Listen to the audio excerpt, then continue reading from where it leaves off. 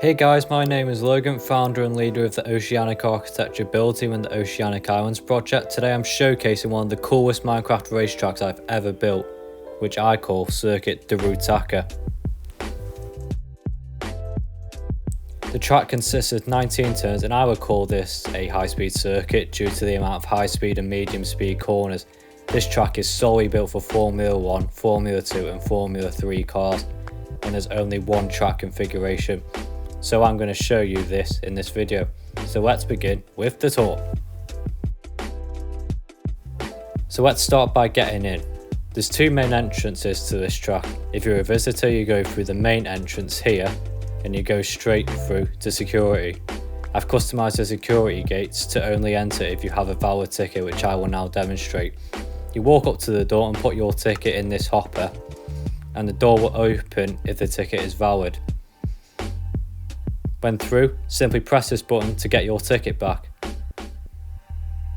And then on the days of the race, your bags will be checked here. After that, you're officially in the track. For people in the paddock club or workers of the track, the teams etc., there's a different entrance which doesn't exist yet because I haven't built it yet. The track isn't 100% complete yet, but the only thing not complete is the centre. But it will mostly just be parking anyways. Anyways, let's take a tour of this track. So here we are on the start-finish straight. Going into turns 1 and 2 is a tight chicane where cars will be diving down the inside in an attempt to get past each other. Going into turns 3, 4, 5 and 6 is a series of high-speed bends where you want to carry as much speed as possible before you have to suddenly brake, because there is a very acute turn 6 coming up. You'll get great wheel-to-wheel action here.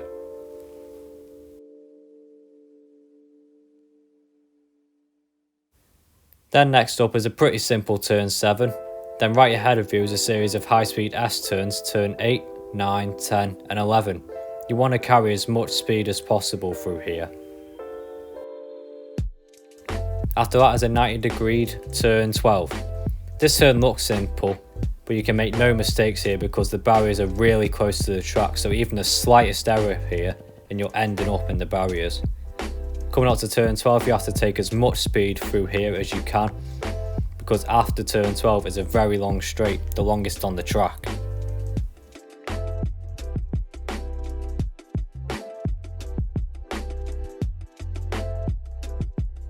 After turn 12 is the heaviest braking zone of this track, the turn 13 hairpin. It's easy to lock up your wheels here, and if that happens you're either going too deep in the corner or you're going into the tyre barriers. Coming up to turn 14, it's another hairpin, but it's pretty simple. And then at turn 15 you lead up to a smaller straight.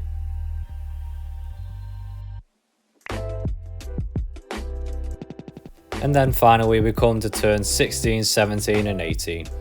It starts off pretty quickly and then all of a sudden you have to slow down for this right hand turn, and then you're back on the start finish straight. And that is a comprehensive tour of each turn of this track, so let's take a look at the stands. So here we have the main grandstand, which is on the start finish straight.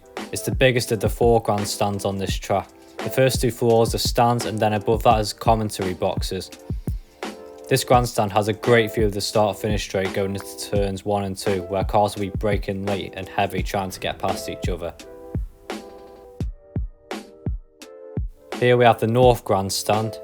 Here is a great place to be if you like wheel-to-wheel action. And this is the regal grandstand.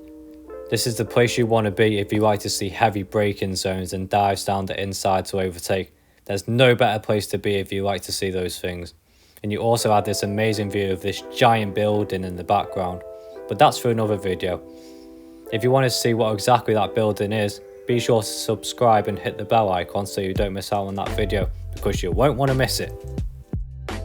And finally is the city grandstand. This is the smallest of them all, but it still offers a good view for wheel-to-wheel action, and you also have the fantastic view of that building in the distance.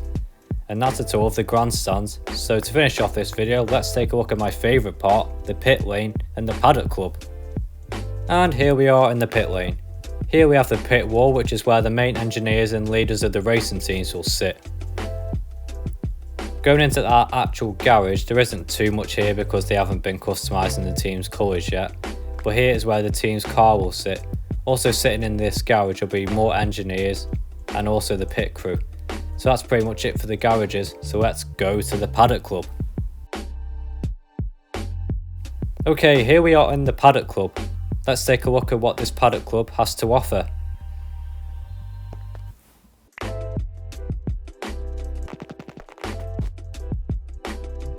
The Paddock Club has 2 floors to it and they're both pretty much the same.